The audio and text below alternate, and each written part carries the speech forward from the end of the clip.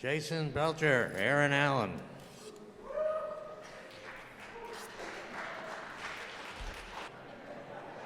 All right. Hi, everybody. I'm really excited to be here. It's really good to be here this weekend for the 20th anniversary of Honk. So thank you guys for putting this on. This is great.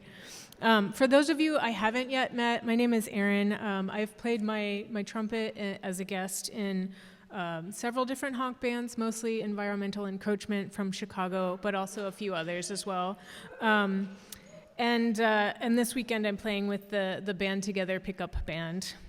So I actually just finished my doctorate in the field of ethnomusicology. Thank you. And I wrote my dissertation actually about the Honk movement, focusing mostly on festivals and groups in the United States. But I worked with Rebe and with Andrew Snyder, who'll be on a panel later, to co-edit a book about the Honk movement as well. So check that out if you haven't seen it yet. For this presentation, I just wanted to sort of briefly share back some of the ideas from my dissertation and invite any feedback, comments, or discussion points that you guys might have. And if you'll forgive me, I might sort of read a little bit. It makes me be able to focus a little bit more. So in each chapter of my dissertation, I tried to show how practices of making music and sounding out in the Honk movement work towards a variety of democratic emancipatory goals. One of my chapters is focused on the reclamation of public space and issues of inclusion and diversity within the Honk movement, focusing largely on this spate of sort of bands composed entirely of women and other gender marginalized musicians. One chapter is focused on some Honk bands' use of music in protests and demonstrations, and one chapter discusses educational initiatives in the Honk movement with a close focus on the School of Honk. In addition to demonstrating how collective music making works towards democratic goals, I also suggest that critical, situated, and collective listening is crucial for such music making to have the potential for affecting social and political change. For musicking and sounding to meaningfully contribute to resistance and dissent, to a politics of identity and recognition, to a politics of affect and belonging, as well as to education, it's necessary for them to be informed by practices of critical listening. Sounding dissent, belonging, and recognition without such listening may well maintain the status quo, produce spaces of exclusion and homogeneity, reproduce problematic social hierarchies, or close off learning and dialogue. As such, critical listening is sort of a central theme of my dissertation. So for this presentation, I'll focus mostly on one of the chapters in my writing, and if I have time, I might sort of briefly, that is to say, that chapter in this presentation will both be mostly about the importance of listening within protest spaces that Honk's bands participate in. And if I have time, I might sort of briefly turn to how critical listening might impact efforts of reclaiming public space and inclusion and diversity within the movement. So Honk bands engaging in protest, let's see if I can, there we go, often work alongside community organizers and other activist organizations to help plan, to help plan actions and decide together what the role of the band might be for a particular event.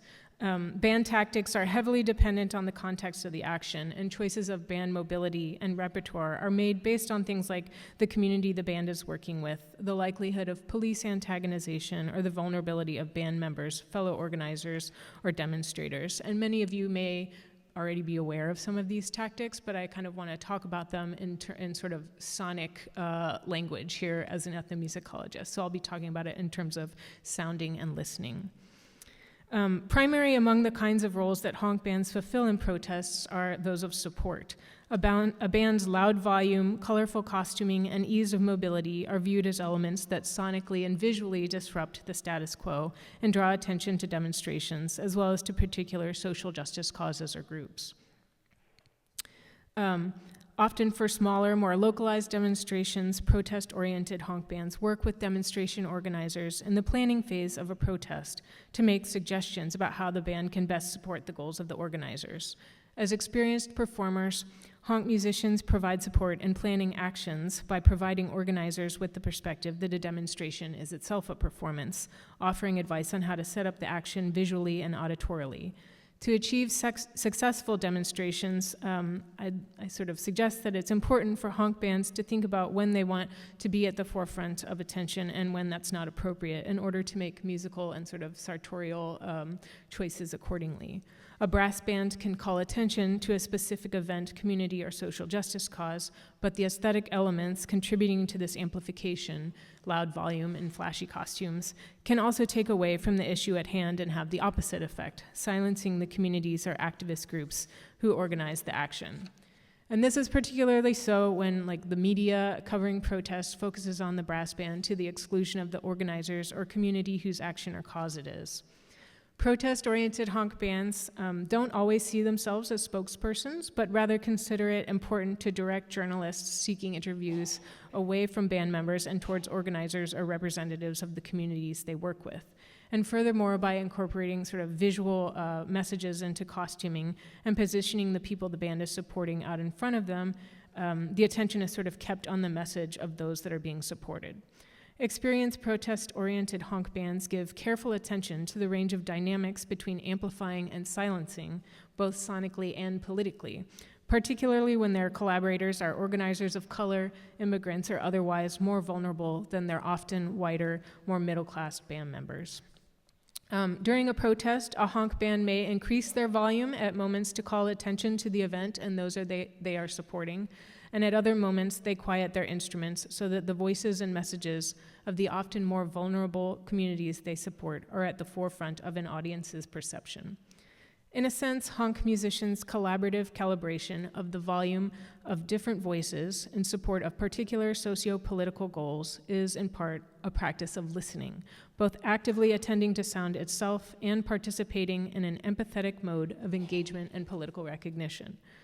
In these kinds of demonstrations, honk musicians, as we all know, are performing with people rather than for people, which necessitates a mode of listening that takes into account the sound of their collaborators' voices, as well as the social and political power associated with them, in order not to muffle either with the sonic power of a large brass band.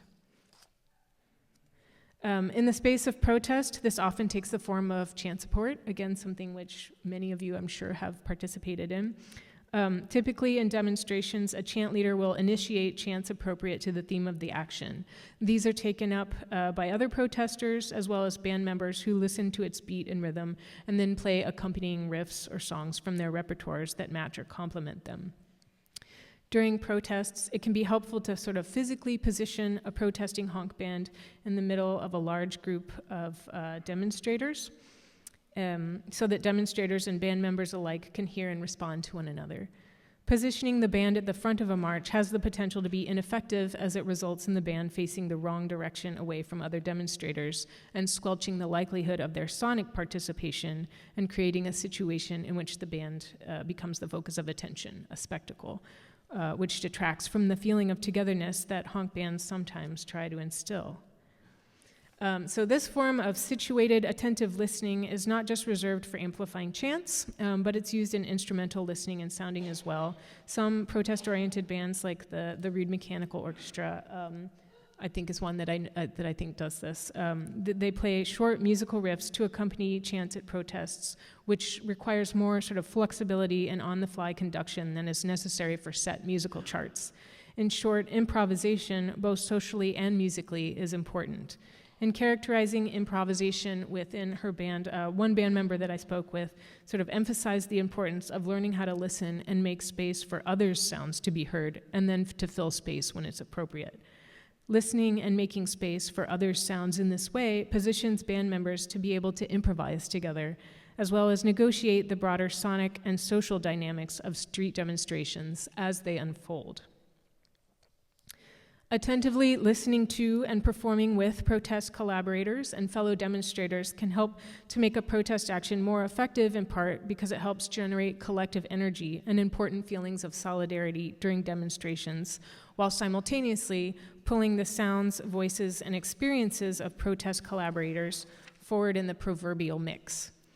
Protest-oriented honk musicians not only learn how to listen and sonically collaborate with individual non-honk musicians from minority groups at protests, but also learn how to embody their movements in the streets, against traffic, and at faster speeds than members of brass bands carrying large instruments are often used to.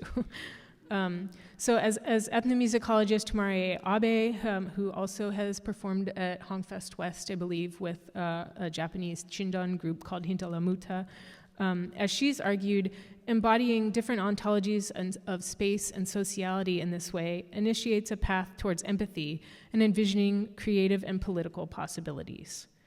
While listening to and making space for the voices and sounds of protest collaborators helps to create feelings of conviviality, solidarity, and empathy, honk performances also help tune the affective dynamics of street demonstrations in a variety of other ways. So a common sentiment among bands in the honk movement is that music is able to help reframe protest as something that can be fun and participatory, and which may help to combat protest fatigue, fear, or boredom. So honk musicians try to be aware of the ways in which their listeners might be affected by their sounds and emphasize the importance of what Marie Abe calls imaginative empathy in producing increased social participation and interaction in demonstrations.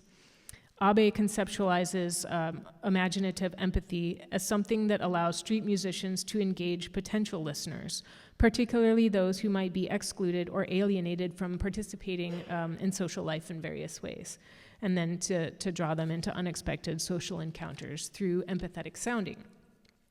Empathetic sounding can also be used to draw more people into democratic political processes. So the way that listeners feel when hearing energetic honk music helps to produce a space of encounter that might facilitate new forms of political sociality. Many in the honk movement feel that the festive sounds and costumes of honk bands are able to help generate the conditions under which diverse listeners lean in and interact with one another or participate in protests or marches that they might not otherwise.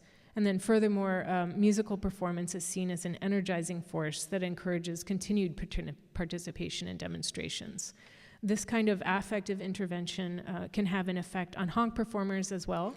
Collectively singing and playing music together helps to create a feeling of togetherness, particularly in the face of like a serious opposition, right?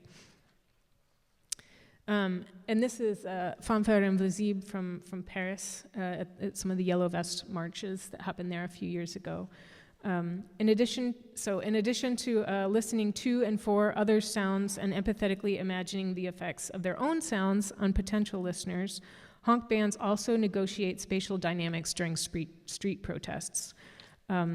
They try to be sensitive to the enhanced vulnerability associated with the gendered or racialized experiences of certain groups of demonstrators, particularly in protests that have the potential to become violent. So during street demonstrations that include like detention vulnerable protesters, families with children, transgender people or people of color or others who might be sort of relatively more subject to police violence if arrested, protest-oriented honk bands sort of sometimes physically position themselves between the police and these demonstrators. Musicians in these bands have indicated that they do this in part because they're more familiar with the ways that the police will react to the band's presence and to their music and performance. Protest-oriented honk musicians in the US and elsewhere have described to me situations where police are present, suggesting that their music is often heard as nonviolent and may help to ward off arrests or attacks. And it should be noted that this is obviously not always the case, right? Honk musicians and bands that engage in more high-risk protests have been arrested, they've been gassed, pelted with rubber bullets. Some have been tackled to the ground, their instruments broken or confiscated. And in these kinds of high-intensity demonstrations, some bands have adopted like a splitting tactic in which one half of the band will push closer to the higher intensity part of a protest, while more vulnerable band members might sort of retreat towards the lower intensity area of a demonstration or leave altogether. And this requires sort of effortful ongoing discussion on the part of band members ahead of time to decide the levels of risk they're willing to take. It also necessitates a high level of trust and close camaraderie among band members, as well as a variety of performance skills since the instrumentation changes when the band splits. And then additionally, both halves of the group still try to be attentive to the perceived needs of their listeners, playing a range of songs that they believe will either raise the level of energy or help steady the situation, depending on the physical location in the protest.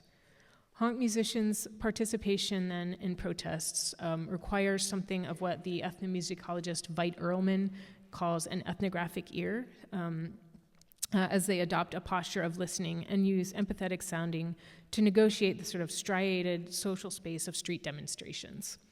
In collaborating with a variety of social justice initiatives, organizers, and local communities to provide sonic and musical support, honk bands help to form and connect emergent networks of resistance and support in the effort to help establish and maintain enduring conditions of livability in the face of systematically induced vulnerability and precarity. So, as the sound studies scholar Salome Vogelin argues, a sonic sensibility produces an awareness for blind spots and demands participation.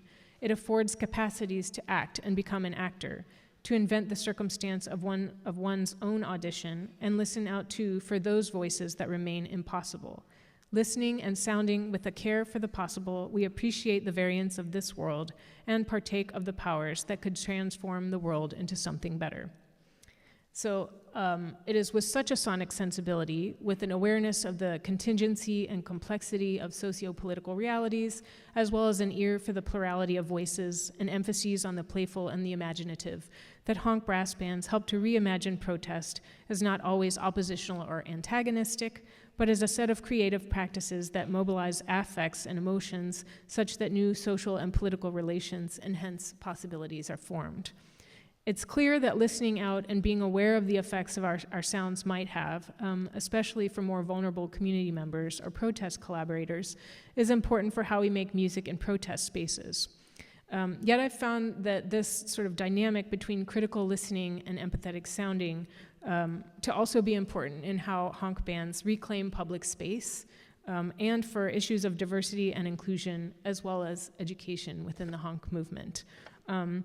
And I might end it there. So I have more sort of about the importance of listening in these other sort of efforts at social change and at community building within the honk movement. But I thought that this little focus on protest and some of the tactics that many of us use in protest might be helpful to hear in sort of these sort of sonic terms, because we're just so loud all of the time. But I really do think of the sounding and listening together as sort of this wonderful ethical practice that honkers use. So thank you so much.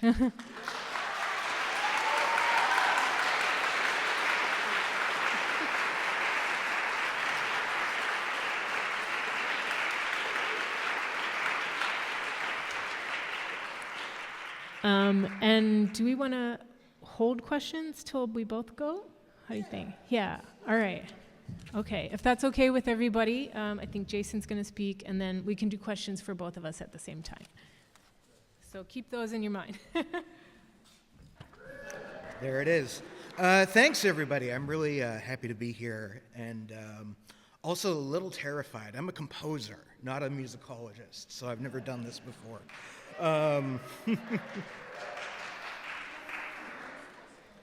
What's that? You have much more useful skills than I do. That's debatable. I don't even have a real job. So I wanted to start out here with these two quotations. Sun Ra says, "Play with the warmth of the sun, play all the things that you don't know." And Lou Reed apocryphally said, "You only need one note if it's the right note."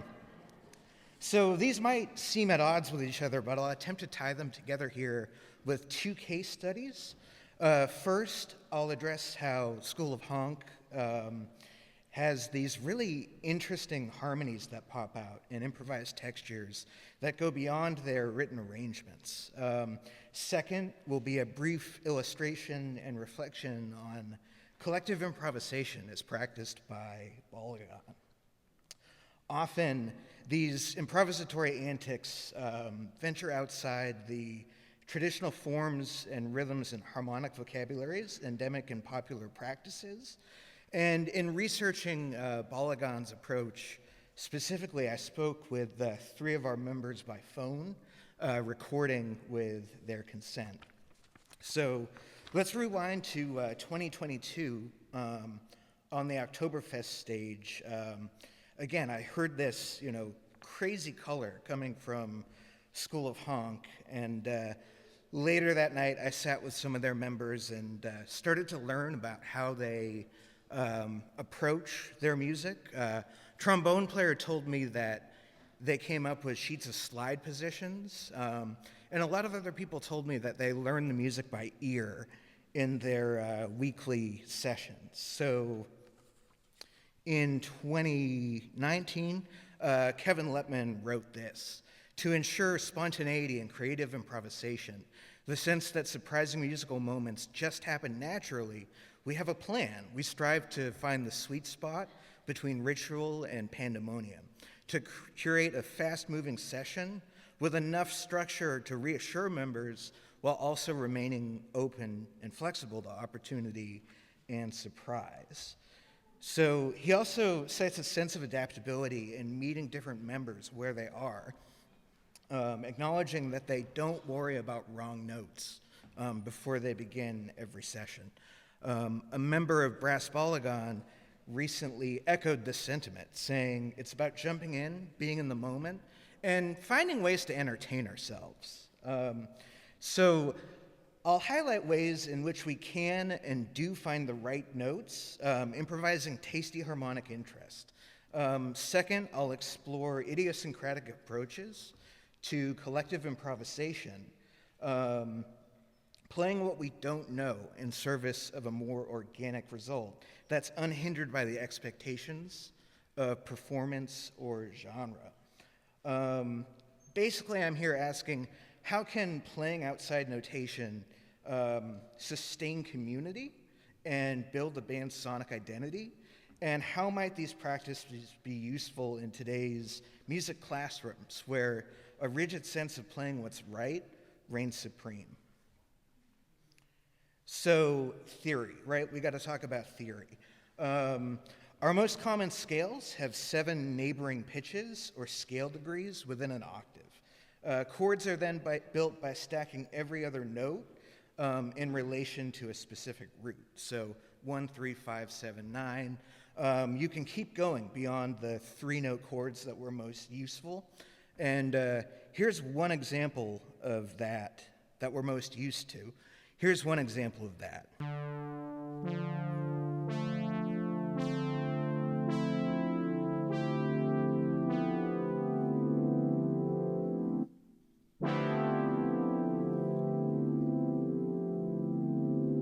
All 7 notes in the scale. Cool, right? So the progression 1, 4, 6, 5, or 1, 6, 4, 5, is a pretty common chord cycle in a lot of music. Y'all have heard it or variations on it. It's written up here in these kind of parallel blocks. But as wind players, we often shuffle the notes around to make each next note easier to get to when we have to switch chords. And that sounds like this.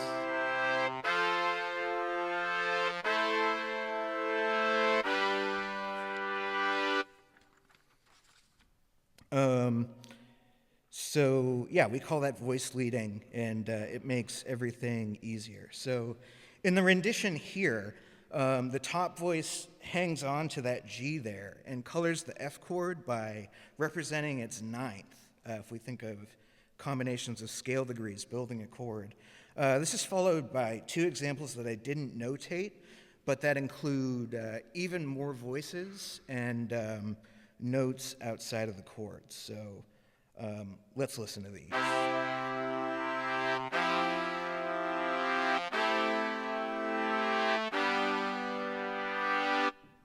Here's the spiciest one.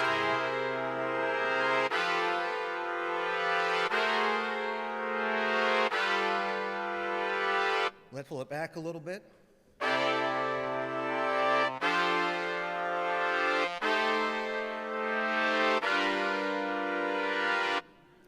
Yeah, so we can kind of hear how, even the pitches that sound a little funky, really color the thing, right? And as for voice leading, players often just find the simplest way to get to the next note within a relatively narrow range, whether they're just starting out or they're professionals who, maybe they were just being lazy and don't want to move very much. I don't know. But it sounds good. It is good. It enables everybody to contribute to this great language. So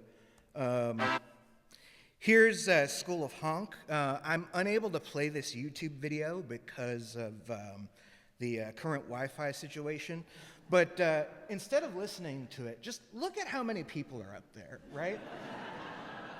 Awesome. This is an awesome band. And I think whether you're experienced and able to add something yourself, or you're just learning and sticking to a few notes, that's all part of the thing here. And,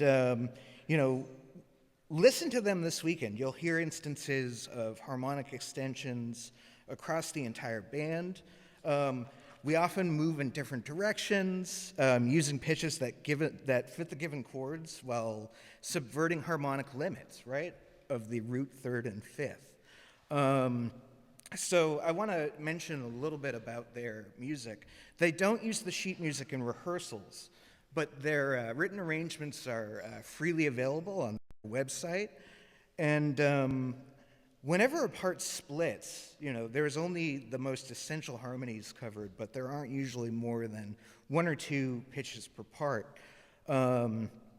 So in practice, when you listen to them this weekend, you'll hear these by chance upper structure harmonies that are probably most often approached by step. When an individual repeats a single pitch, overblows, or otherwise creates their own path to the next beat. So there's a lot of, individual approaches to this collective color that we hear. So we're kind of coming full circle to Kevin's point, having a plan to welcome and encourage surprises. And I think in some cases, reading the only basic contents of an arrangement would leave us with something to be desired, right? But with this outlook, we can constantly embrace what our ears, minds, and what our faces need to play. And I wasn't surprised here to see, resultant harmonies typical of, an impressionist composer or a big band. And I think similarly, any view of brass Balagan's antics and off-the-cuff interactions bear resemblance to experimental art and, the avant-garde, people who break the walls between performance and protest, oration and argument, and participant and audience. So let's get into that.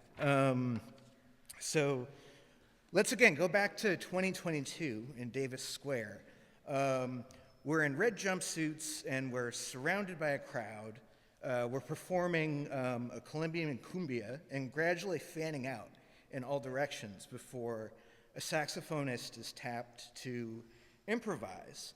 I'm holding down a harmony in the mid-brass section before a member of our color guard guides me forward to face off with the saxophonist.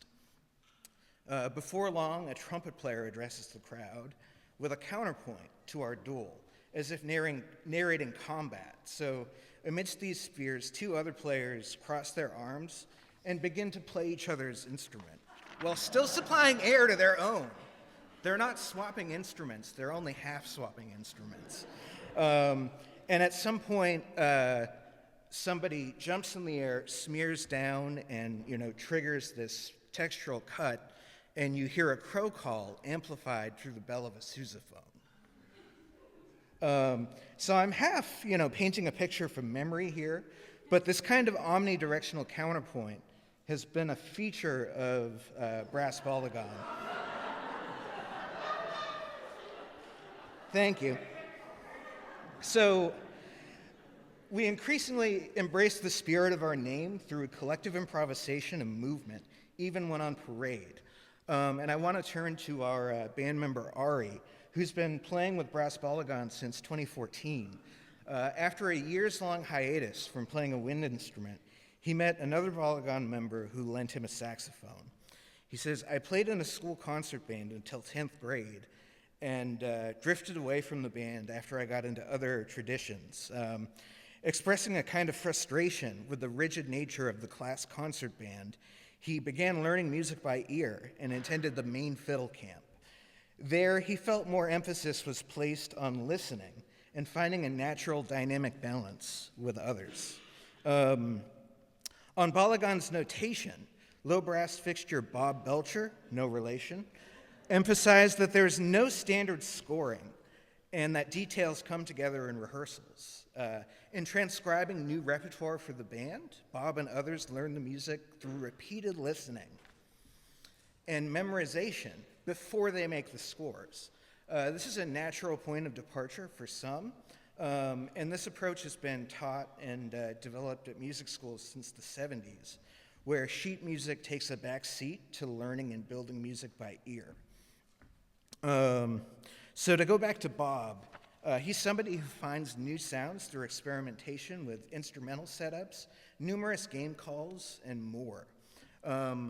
On holding down the bass function, Bob reflected on his formative experiences with the bass guitar and cello, always emulating their acoustic properties and musical variations. Endurance also plays a role here. He spoke of tunes with tuba solos often being played towards the end of a set, which could force him to narrow his range, spontaneously emulate a turntablist, or in theory, take a solo with a game call. Ari further emphasized the difference between reading a chart and creating an arrangement, stating that it's an interpersonal effort. One year, the saxophone section stayed together at Honk and started swapping instruments and goofing around and taking things apart. When it came down to playing with other people, those things stuck. New members are taught parts by ear when transcriptions don't reflect recent developments. Others take their own notes during rehearsals, learning without sheet music. Speaking of our tendency to act out duels, Balagan trumpeter Romney Palmer recalled rushing to a post-parade set in a Harvard Square alleyway, spontaneously facing off with Ari during a solo section. In her words, literally chasing and being chased. What started out as an almost accident turned into something that could be collectively sculpted. This freewheeling approach consistently emphasizes timbre and a conversational flow over adherence to strict rhythmic vocabulary, scales, or harmonies. So I think music is often assigned parallels to language, but this practice might be closer to everyday communication and signaling than the music as we expect it. Balagan's musicians consistently note that collective improvisation takes the pressure out of performing a solo while adding up to something deep, surprising, and ultimately more fun. So, on improvising, Romney stated, I don't feel like it's a solo. I'm dancing, part of this weird, colorful invention. It's a communal activity like contra dancing, but it's nothing like contra dancing. I never know what I'm going to play. There is room to make mistakes. People might be afraid to solo if they were being judged, but this is a safe space for sound. So, like the School of Honk, Brass Balagan, and other activist bands, I urge performers to welcome surprises that come from a convergence of different pathways. These will always rival the sounds of the most refined arrangements in the traditional classroom or other artistic arenas. So if you're new to the traditions of the activist brass band, I hope you hear things even fresher and brighter. If you're involved in this, I hope you take more risks and grow more confident in your playing. If you work with people in a music classroom, I hope you encourage your students to use their ears and creativity. Where notation presents a barrier, I propose we use the ways of the activist band to solve problems, welcome participants, and foster new sounds along the way. Thank you.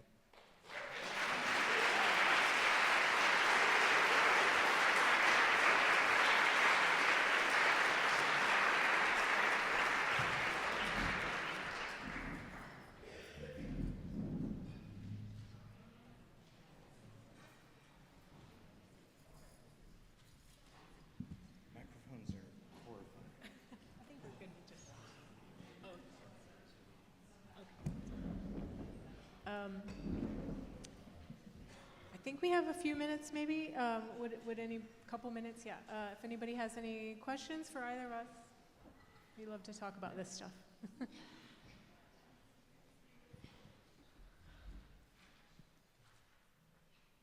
It's almost lunchtime, I know. Yeah. Do you have any suggestions? Do you have any suggestions for how one might guide a band to move from the chart reading,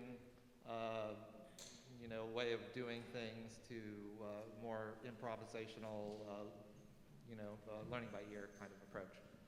Absolutely. So one of my citations up there is a book by my mentor, Rand Blake, Rand Blake. But one of his strategies that he really emphasized and made us all do was repeated listening, right? Listen to something over and over and over again until you can sing it to yourself. You can then transfer it to your instrument. And from there, you can go one of two ways. You can teach it to other people. They can learn it from you. Or you can write it down. But actually, somebody this morning from Mayday Band, we were talking about this. And one of the advantages of learning music by ear may or may not be unrelated, but picking repertoire that's relatively easy to learn that way, right? There are only so many complications you can have. And I think it's a combination of picking approachable repertoire and things that are easily digestible and just, literally getting it in your ears, in your voice, and in your fingers, as it were. So there you go.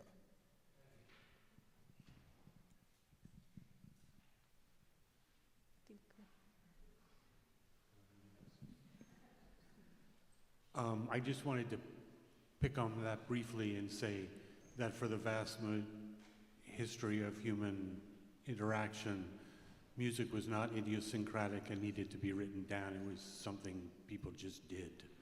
So it's not that we're discovering some new territory. We're abandoning a relatively recent historical turn of events where people wrote down such a distinct plan of one person's idea and became that. That's cool, it's great, it's wonderful, but it's not what we're about if we're really about being present with, listening to, and respecting each other.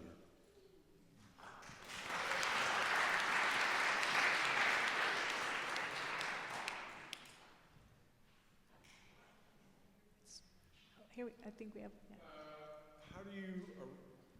How do you go about arranging a sonic? So having people play in this counterpoint solo form. How do you go about structuring the geography of it? Sure. So one of my favorite instances when this happens is actually when we're doing the parade down to Harvard Square, because we're like moving around, right? There is no like front and center. It comes, I think, from a combination of our color guard, a few players who feel comfortable cueing this kind of stuff if you feel a tap on your shoulder, and sometimes what I like to do is just walk up to somebody and start messing with them. So it can be cued in a lot of different ways, and talk to us about how it started, but it's never the same twice, which is something that I always appreciate. Let me just put in a plug for a session at 1:15 at Remus Court that's going to be about band organization and dynamics, and I'm sure that's a question you all could take up then. Totally. My question is, how do you defeat the prejudice of music when you have a group that can read the music and know the theories of music, and you have a person that's playing by ear? And a lot of times I find that the people that can read almost shuns the people that's playing by ear. Do you want to answer that? You know, being somebody who, you know, writes a lot of very complex notated music, but also, you know, kind of went back to basics, I get really excited when I find that, you know, somebody in this community doesn't read. And I guess, you know, to just sum up my whole thing is that is a really valuable thing, that somebody who reads music and, you know, has a distaste for somebody that doesn't needs to be brought into the fold. And there's probably less blunt people than me who can do that better. But yeah, just put the music down. Use your ears. If you think you don't have a good ear, then, you know, start by, you know, finding that one note in the recording, and then add another one, and add another one. And sooner than you think, you're going to end up being able to pick out harmonies and, you know, play counter melodies and improvise or have, you know, musical conversation in real time with somebody else. I think there is a steep learning curve depending on who you are and what your background is, but it's just that persistency of, again, listening to something over and over again and getting it in your brain. If you can do that, then you can teach yourself how to, you know, keep going and learn, and not only learn music by ear, but also teach it by ear. And yeah, if you're one of those people who says, I read music and I don't want to learn music by ear, or I don't think I can, trust me, you can. I can't resist telling a quick story related to this question. I did an oral history project with the Boston Musicians Union, interviewing musicians who'd been in the union for 50 years or more. And I had a room full of the general business musicians who could play any song you name by ear, and the BSO, the Boston Symphony Orchestra musicians who could read any piece of complex music. And it was so interesting to hear them show respect for each other's very different set of skills. And this elegant older woman who played flute with the BSO said, "We may wear tuxedos, but we still walk in through the kitchen door." I think this is a question for Erin. You mentioned some moments where bands can lock in with chants on the street, and we've had some wonderful spontaneous moments like that. But in your survey of bands, did you find that any had better strategies than others in being able to repeat that, you know, more regularly?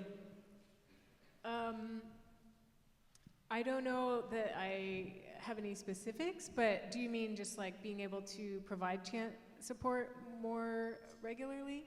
I think what you suggested was that, if I understood you right, that the band was paying close attention to what the chants were on the street, and then able to respond by sort of locking in. And we've been able to do that sometimes, but it feels very surreptitious. And, you know, I would love to be able to do that with more regularity. Yeah, I don't know if I can offer any like specific strategies for how to do it better, other than I think that was sort of the point I'm trying to make, is sort of like listening and opening our ears in a similar fashion. It's a sort of an improvisation, right? As sort of the dynamics of a demonstration are unfolding, right? And so I think just having the mindset going in that your ears are open and you're sort of aware of the sounds of the space and those who you're working with, right? And I think maybe working, I'm not sure what circumstances the successful times that you've done chant support are, you know, what those circumstances were, but I think sort of working with the organizers ahead of time to kind of come up with sort of ideas about what the chants will be, what the music that you might play is, and sort of what they want the end result of the action to be, sort of helps sort of think forward into how your sounds might be heard by others, right? And I think just like having that sort of listening stance where you're sort of, you know, you just have this sort of awareness of what the other sounds are, and then you can have things in your pocket that you can kind of think, all right, well, the beat of that chant is like da, da, da, da, da, or whatever it is, you know, like what is a song that we have that might sort of fit or mesh in with that? How can we sort of exert our own sounds, but in a way that is sort of fitting in with those that are already there? And I think, I don't have any great specifics, I'm sorry, but other than just sort of planning ahead of time with the organizers for what chants they might do, what they might want you to support, or what songs of yours might fit with the rhythms and beats or melodies even of those, if that helps at all. I just want to say, regarding the last question that was asked, at 2:05 today in Sophia Gordon Hall, we had a conversation creating a band action, coordination, chants, and costumes, and I'm sure that some of our discussion will be in the scope of what you're talking about right now. Awesome. Okay, yeah. There are other people out here who are much better at like who may be able to provide more sort of specific strategies that they use. Especially since I don't have a local band where I currently live, and so I don't get to do this stuff all of the time anymore. But yeah. 2 quick announcements. Number 1, give everybody a hand, including yourselves. Yeah.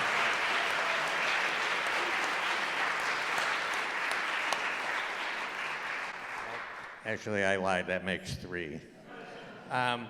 Everyone is invited to a fabulous lunch directly across the street at Sophia Gordon Hall. And lastly, please take your instruments with you, because at 1 o'clock this building closes. There will be places in Sophia Gordon to stash instruments and cases. And thank you.